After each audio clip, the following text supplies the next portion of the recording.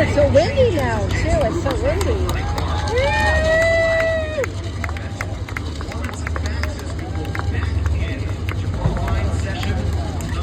The air temp is down, the track temp is down, grip is going up. You heard Ron Capps talk about that wind, which is going to rapidly cool the racing surface here.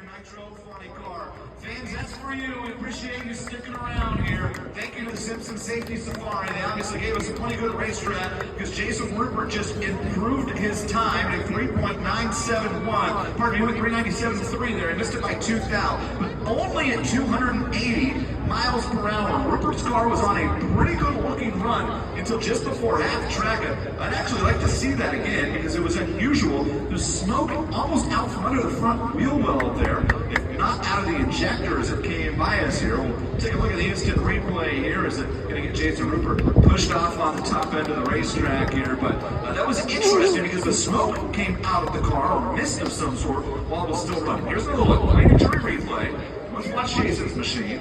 Kind of wagging the tail there. He's having to do some driving. Right there. Then it puts a cylinder out. And then he shuts it off. Different look for issues on a funny car, but it lived long enough to run 397.3 at only 280 miles per hour. 316 to half track for Jason Rupert. Even then, it was down on speed a little bit at 275 miles per hour, but he was on his way to making a nice, solid mid-390s run there.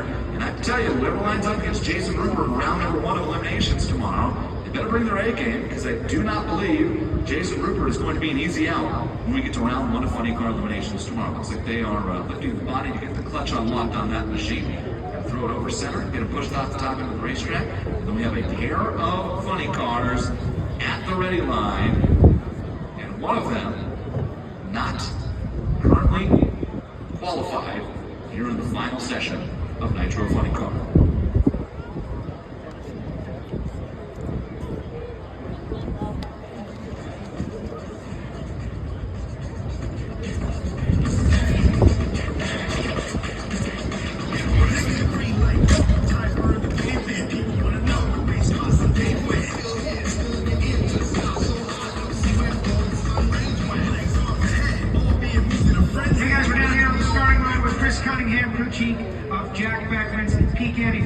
Did you hear Jack's big interview he did? He was like in his own element. Yeah, he likes to hear a lot of the things we talk about and then tell everybody about it. So. I believe it. I always knew that you guys were the source. All right, in a situation like that, how does it affect what you guys do? You were up, you were ready, and then all of a sudden, an hour and a half, conditions change. So what can you tell us you did, and how does it change the mindset?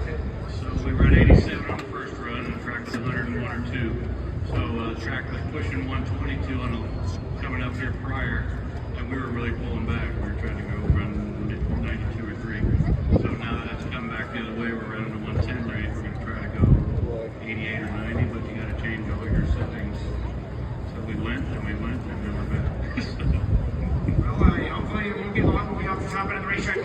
that insight. I know a lot of fans love that. Look, Jack Beckman has come over he's to challenge that you gave him all. We're not going to let him talk anymore, though. He's expired all his words for the day. That's right. He's done. Unless he runs very well. So that's the story from the starting line, Jason Galvin. Well, it's going to be interesting to follow along here, Joe, and see who was able to kind of turn the right knobs and who maybe made a mistake. As Jason Rupert's car gets pushed off the top end of the racetrack, and we get ready to fire off.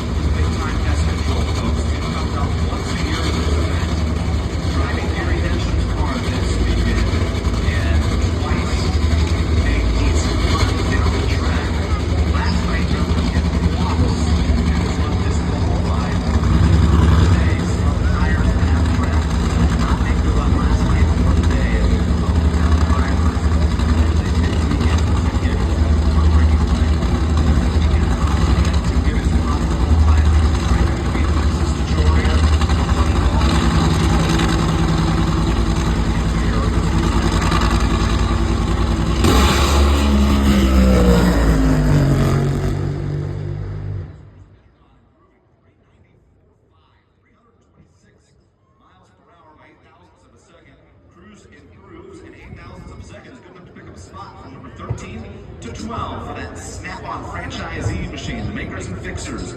Here this weekend, Nick Pinchuk in the house, and he gets to see Cruz go up to the number 12 qualified position. Tim Gibbons will not qualify, and here comes the one car not in the show. It is Alexis DeJoria with Buddy Hall on the bump spot. Alexis rolls forward, needing to run better than 4:09.6 in order to bump her way in. You heard Chris Cunningham talk about I don't know about that. an opportunity to change things if you want. I would imagine a lot of these teams took advantage of that. We're talking about things like head gaskets. We see the temperature is down, 5 degrees. The track temperature is down as well. It allows you to change the pressure on these cars in small increments by 0.02 of an inch in the head gasket, but it makes a big difference one way or the other. Lower overdrive, especially with the headwind that's coming down here, that's going to change how the air is taken in through the injector into the manifold, things that crew chiefs have to take into account as well. And then every single crew chief back there, with the track pulled off, started reaching into the fudge can there. All right, what else do we think we can squeeze out of the car here on this run? And right there, Cruz Petrogan gives you a good idea. Can you improve? The answer is very clearly, yes you can. So much of our sport has to do with weather, right? When we have an unfortunate incident like that, only car that can go down the racetrack, but in the middle of a class right there, it's one of those things, again, I'm going to quote Ron Capps, where it changes everything.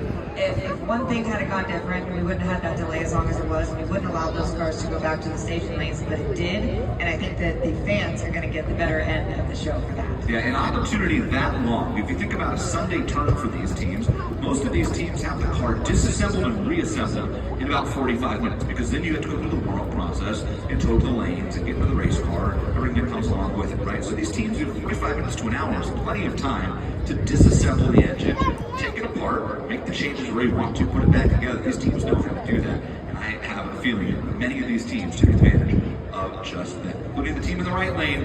At least I hope they did, because Alexis DeJoria right now has one chance remaining to bump her way into the field. It's almost 2 weeks in a row to quote again. I'm so fair, but this is good. Explain to the fans here, because some may have this question. We talked about it in Seattle with the Sean Reed situation, but let's just throw some options up in the air, the what ifs, right?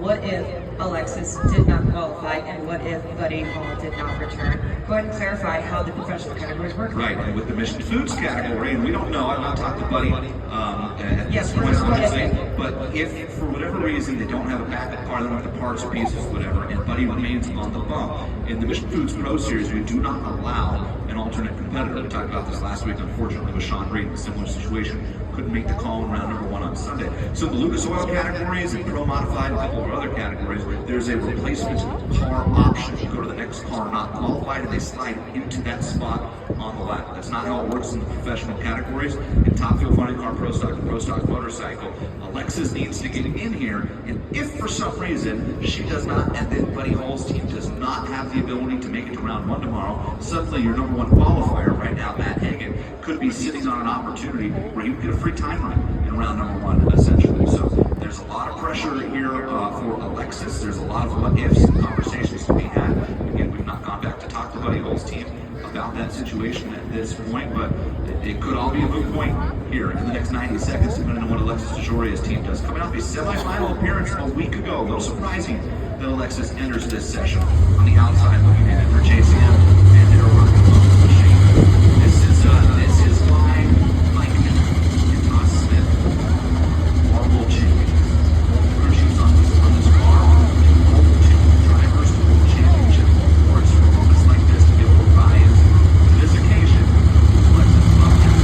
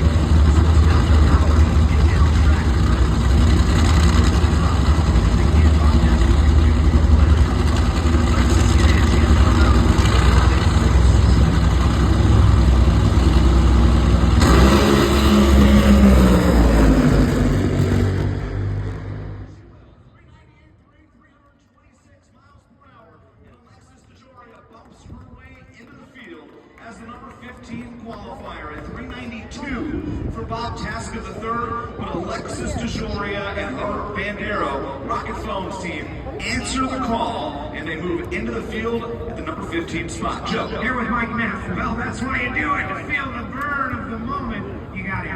Yeah, unfortunately we got behind the 8 ball here, and we need to go down the track with some more of the track was good. We missed it, so then we come up here in the roller coaster we were in. We came up here to run that earlier and just make sure we got in. So mission accomplished. So be here back tomorrow. Now look at the play, NHRA replay. Bob Taska makes a great run again, 392.6, 333 miles per hour. You'll see nothing wrong really in either lane here. Taska's car, a little more aggressive down track, but for Alexis DeJoria, they did exactly what they needed to do, make a run strong enough to get into the field. 398.3, 326 miles per hour, and Alexis DeJoria will be part of Sunday eliminations here So at the Denso we can leave at Nationals. 5:30. I want to send my best We'll to do Buddy 5:30. Hall and certainly express our heartbreak for that team. watch the funny that part. now won't have an What's that? opportunity to You race have to tomorrow. watch the I'm funny all part. over today. The Yeah, converse you side of that is have it to gives watch them the an funny part. opportunity now to go to work on that machine and really be able to put that together, get it right. We're going to be eating about 8:30. Pieces that now be returned to Brenner, Minnesota in a couple of weeks. And we look forward to seeing Buddy kick in that team when they arrive in Brenner, Minnesota 2 weeks from this weekend. So comes Dan Wilkerson.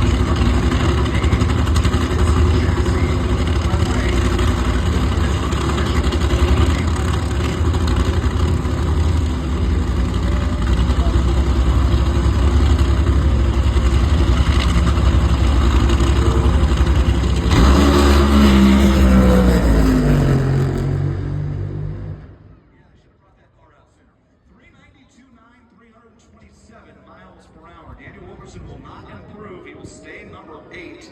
Makes the second quickest run of this session. And suddenly D. Wilk and that Skag Jackal machine look like they have a pretty sporty race car heading into Sunday eliminations here at the Denso Sonoma Nationals presented by Power Edge. Big run for Dan Wilkerson. Dan and Tim and the team. Comfortably heading into Sunday with this car. Another look.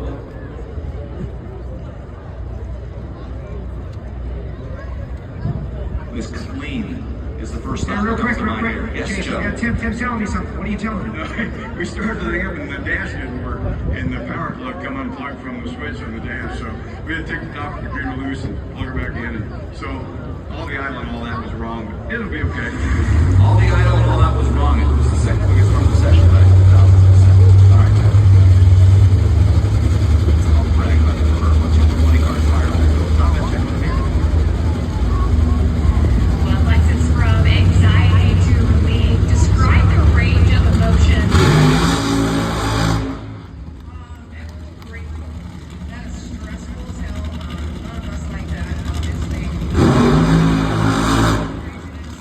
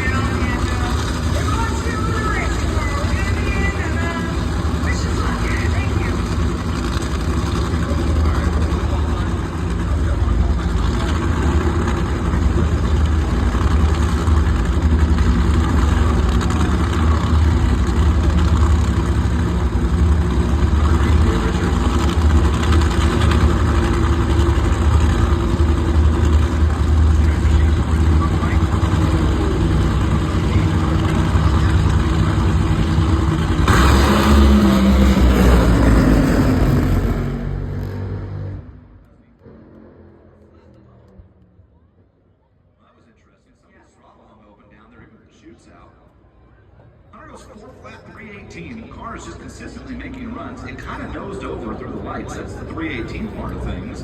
And for Dave Richards, 403, 319 miles per hour. Hunter's car's on a much better run. I mean, much better than the early part of the track. Let's see if we can see anything wrong with this Pronto Auto Service Center's machine. Let's have a wheel a little there. Hunter's got looks like he's got cylinders out on the right side of the car, camera left. A little hard to see with him coming into this screen there, but it certainly looks like there's a cylinder out. And he's able to drive it all the way through. And then whose car can we see?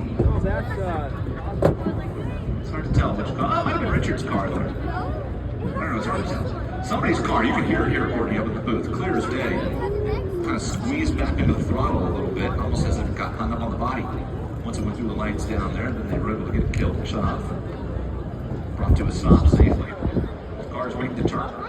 The 4.0's most imposing runs you've seen, but for Hunter Green, the 4.0, 5.318 with the cylinder out half tracks, not a bad run for this team. And Hunter Green, for now, steering on the face of a top half qualifying position here this weekend. In fact, he is all locked into the top half position. And it's been the most consistent car I think we've seen this year for them. And watching Richard ease into this role again, he's still 20 for 12. Wasn't good to do the rookie thing, he's doing the rookie thing now. He is making up for lost ground there.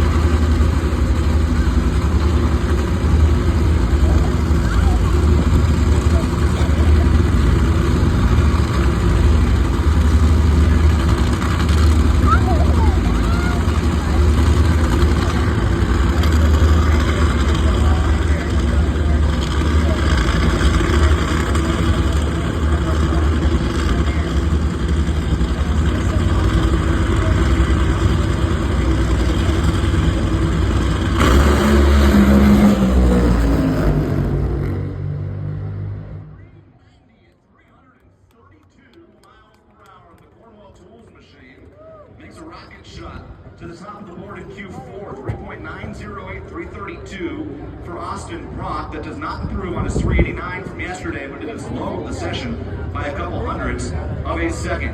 J.R. Todd was getting after it. Now, he left on Austin by a little bit, and that helped the gap. But I gotta tell you, Dickie Venables had that DHL machine really, really souped up for that run. In fact, he was 12 thousandths of a second ahead of Austin Brock at 330 feet, and then pulled the tires loose just around half track, and JR goes 4:15 and will start out of the number 11 qualifying position. Here's another look by NHRA replay. Watch that DHL GR Supra as it is pulling away from Austin Brock's Cornwall Chevrolet Camaro SS until right here.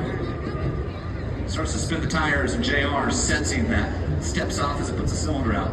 No issues at all for the reigning world champion. Austin Brock pulls the chutes into 390 with an 332 miles per hour.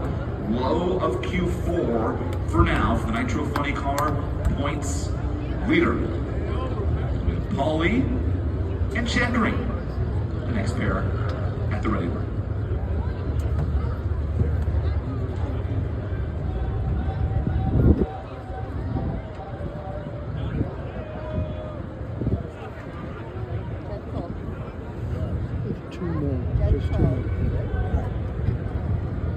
Yeah, I have to hit the bathroom.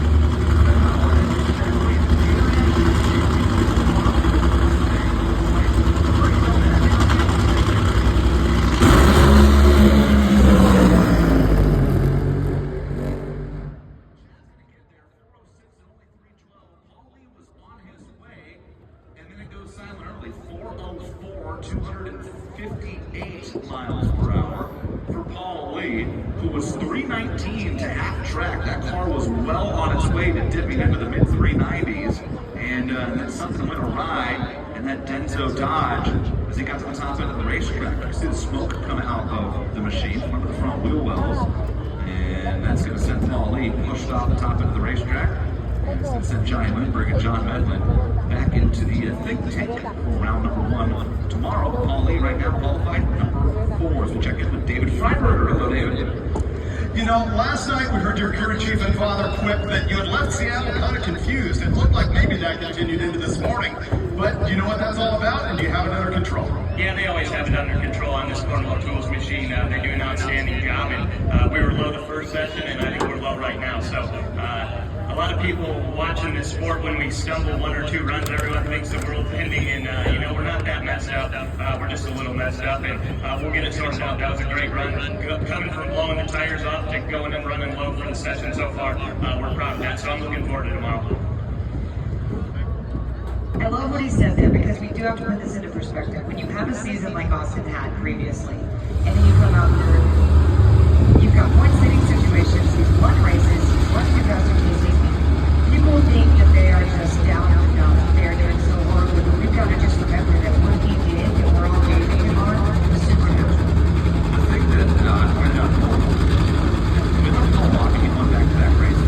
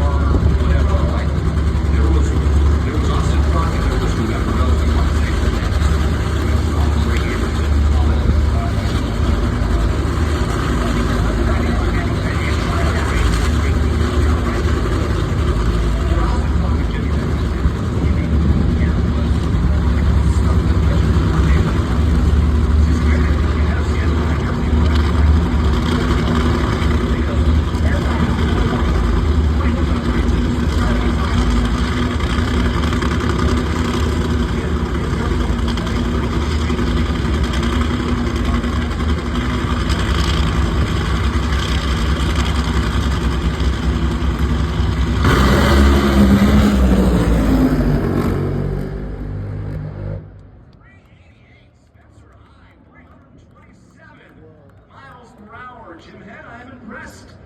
3.882, 327. Spencer Hyde, low for the session in Nitro Funny Car. 390 with a 5 for fast Jack Beckman. This 3 thou better than his teammate Austin Prott. Spencer Hyde, low for the session thus far. Jack Beckman, second quick. Spencer just guaranteed himself at least 1 bonus point. And here we go with the finals of the Mission Foods Too Fast, Too Tasty Challenge. Joe. Here comes the final round. We're not done yet. Left-hand side of the racetrack, the Denso Lane, the 3-time world champion, driver for Napa Auto Care, who just handed you t-shirts. Ladies and gentlemen, get loud for Ron Capps.